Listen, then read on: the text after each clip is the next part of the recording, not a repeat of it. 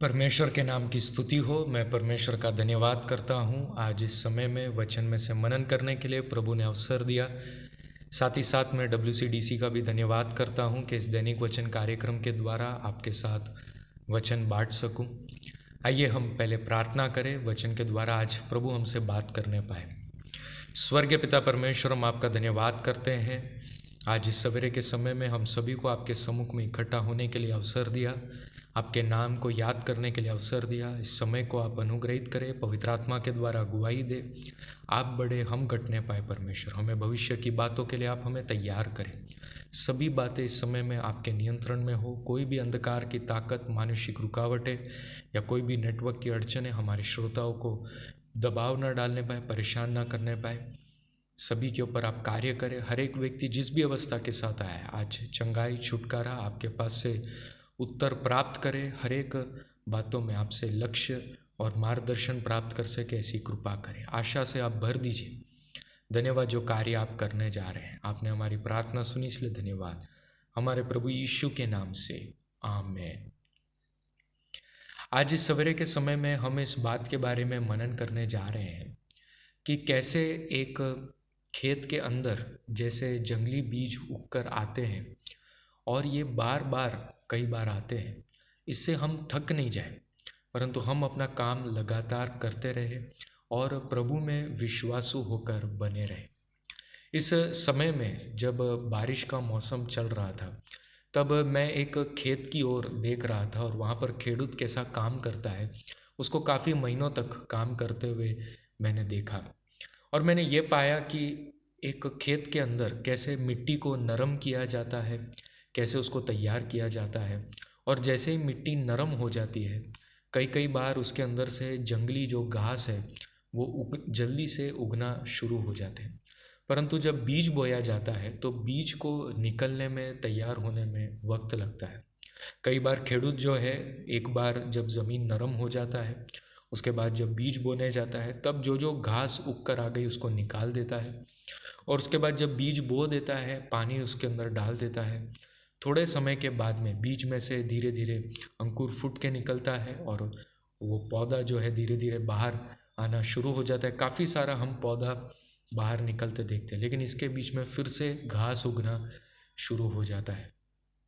खेडूत का काम है कि वो घास को जितना निकाल सके निकाल देता है और कई बार दवाई को छांटकर घास के उगने को रोकने की कोशिश करता है, लेकिन दवाई की मात्रा वो ज़्यादा डाल भी नहीं सकता है क्योंकि वो अच्छे फसल को भी तकलीफ़ कर सकता है।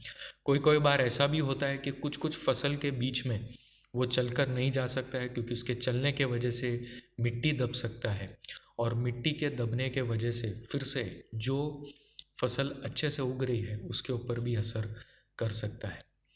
और फिर एक समय आता है कि जब कटनी का वक्त आने वाला होता है, तब एक टाइम आता है जब ये जंगली घास को निकाला जा सके। पर कई बार जंगली घास को निकालना भी मुश्किल है क्योंकि वो भी जब साथ में उगता है, कई बार वो भी मजबूत होने लगता है।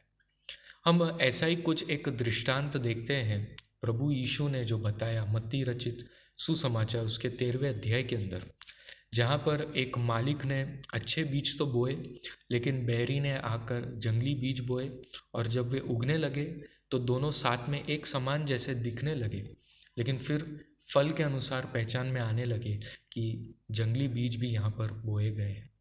और तब मालिक ऐसा कहता है कि इस समय इस जंगली पौधे को मत निकालो, क्योंकि जब जंगली पौधे को निकालोगे तो वो अच्छे पौधे को भी तकलीफ दे सकता है। लेकिन एक वक्त आएगा जब कटनी का वक्त होगा और उस कटनी के समय में जो अच्छे पौधों को निकालने का समय आएगा तो जंगली पौधों को भी साथ में निकाल देना और उसको उठा के इकट्ठा करके फेंक कर उसको जला देना।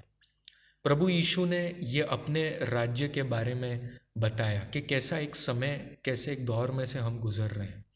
कितनी बार हमारे मध्य में से जंगली घास उग कर आता है, कोई कोई बार शायद हम निकाल भी देते हैं, लेकिन कितनी बार वो जल्दी से उग कर वापस आने लगता है। लेकिन एक वक्त है जब इसे काट कर हम निकाल सकते हैं, वो कटनी का एक समय आता है। प्रभु यीशु अपने इस राज्य के बारे में बताते हैं कि कितनी बार ऐसा भी होता है कि कई सारे लोग विश्वास का नाम प्रकट करते हैं, विश्वासी कर कर जाने जाते हैं, धर्मी जन कर कर जाने जाते हैं, लेकिन वो जंगली बीज के समान उग कर आते हैं। और एक समय आएगा जब प्रभु यीशु इन सबको साफ करेगा और सब कुछ लेकर पिता के हाथ में सौंप देगा, और फिर पिता का राज्य और उसका अधिकार पूरे ब्रह्मांड और संसार के ऊपर होने जा रहा है। लेकिन एक वक्त है जब इसके मध्य में हमें इस जंगली पौधे के बीच में विश्वास योग्य रहकर, प्रभु पर आश्रित रहकर, जब जंगली बीज उग भी रहा है, बढ़ भी रहा है, जितना हमें न्यूट्रिशन, जितना हमें पानी, जितना हमें खाद उपयोग में लेना है, ये जंगली भी जो पौधा है वो भी ये सारा फ़ायदा उठा रहा है। कई बार हमें अड़चन भी महसूस होगी, क्योंकि जंगली पौधा जो है तेज़ी से उगता है, और जब वो उगता है तो कई बार हमारे ऊपर एक शेड बनकर या हमें हमें रोकने की कोशिश कर सकता है। लेकिन इन सब सताव के मध्य में विश्वास योग्य रहना, प्रभु के वचन पर आधारित रहना, एक समय आएगा जब कटनी का वक्त आएगा और परमेश्वर इन सबको अलग करेगा। इस समय हम किसी के ऊपर दोष ना लगाएं। हम कई बार ऐसा घमंड नहीं करें कि हम धर्मी हैं और दूसरे सब शायद गलत रास्ते पर चल रहे हैं, लेकिन हम अपना ध्यान रखें कि हम उगते उगते अपने मालिक के लिए हम फलवंत हो, हमारे में से फल बाहर आए, हमारे स्वभाव में परिवर्तन आए, हम जैसे थे वैसे नहीं, लेकिन हर दौर के साथ में हम नए बनते जाए, आत्मा में नए बनते जाए, पवित्र आत्मा से भरपूर हो। जब कभी सताव आए, जब कभी भी दबाव आए, तो हम निराश ना हो जाए, थक ना जाए। जब कभी भी जंगली पौधे को हम ज़्यादा स्पीड से, ज़्यादा तेज़ी से उगते हुए देखें, तो हम इस बात से तुलना ना करने पाए कि देखो ये कितनी तेज़ी से हो रहा है और मेरी तेज़ी उतनी नहीं है। नहीं, हम कभी निराश ना होने पाए, तुलना करने की कोशिश ना करें और हियाव ना छोड़ें, लेकिन प्रभु के वचन पर विश्वास करें। धर्मी जीवन, प्रभु ने जो हमें सिखाया है वैसा जीवन हम जिए, पवित्र जीवन हम जिए। प्रभु यीशु का लहू हमारे लिए उपलब्ध है, जो हमें धोता है, शुद्ध करता है। उसका वचन हमें शुद्ध करता है, उसकी संगति हमें बनाए रखने में मदद करती है। प्रभु पर हम पूरा पूरा निर्भर रहे। एक दिन आएगा जब प्रभु इन सब बातों को सही कर जैसा दानियल ने कहा कि जिन लोगों ने प्रभु की सेवा की वो पिता के राज्य में चमकेंगे। प्रभु यीशु ने भी अपने वचन में कहा है कि पिता के राज्य में लोग चमकेंगे जिन्होंने धर्मी जीवन जिया है। आइए हम प्रार्थना करें, प्रभु आपको मदद करे आज सवेरे के समय में धर्मी जीवन जीने के लिए, पवित्र जीवन जीने के लिए, हियाव न छोड़ने के लिए, प्रभु में बने रहे, विश्वास में बढ़ते जाए। स्वर्गीय पिता परमेश्वर, हम आपका धन्यवाद करते हैं सभी श्रोताओं के लिए। इन सभी को आप अनुग्रहित करें, आशीषित करें, विश्वास में मजबूत रहे, हिम्मत ना हारे, और प्रभु जो आपने रास्ता दिखाया है उस रास्ते में चलते जाए परमेश्वर। हालेलुया। कभी भी अपने आप की तुलना सांसारिक व्यक्ति या जो शैतान के बातों पर चलते हैं या सांसारिक रास्तों पर चलते हैं, कभी तुलना ना करने पाए, भटकने ना पाए, हार ना मानने पाए, लेकिन जानने पाए कि इस संसार के अंदर कैसे जंगली पौधे जल्दी से उगते हैं, तेज़ी से उगते हैं और बार बार उगते हैं। इन्हें एक बार के लिए या हमेशा के लिए हटाया नहीं जा सकता, परंतु एक समय आएगा जब प्रभु आपका वक्त आएगा कटनी का, और वो उस कटनी के बाद में फिर सब कुछ अलग हो जाएगा और फिर एक राज्य, प्रभु परमेश्वर के राज्य में प्रवेश करने का वक्त आएगा। प्रभु उसके लिए हम सभी को आप तैयार करें, अनंत जीवन के लिए आप हमें तैयार करें।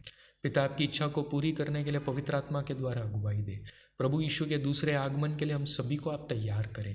प्रभु आपके सिंहासन के सामने खड़े रहने के हम योग्य हो सके।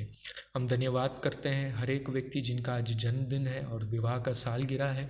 इस नए वर्ष के अंदर पिछले दिनों के प्रभु अपने अवस्थाओं को देखकर इस नए वर्ष के अंदर एक नई आशा और हिम्मत के साथ बढ़ते जाए, उन्नति प्राप्त करें और अनुग्रहित हो जाए।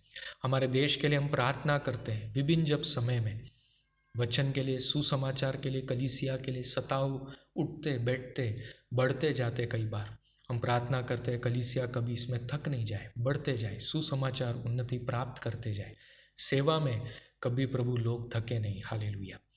इन सब बातों के द्वारा आपके नाम की महिमा हो, पवित्र आत्मा के शब्द को हम स्पष्ट सुनने पाए और प्रभु के दर्शन को हम प्राप्त करने पाए। ये प्रार्थना आपने सुनी, धन्यवाद हमारे प्रभु यीशु के नाम से, आमीन। प्रभु इन वचनों के द्वारा आपको आशीषित करे। सभी को जय मसीह की।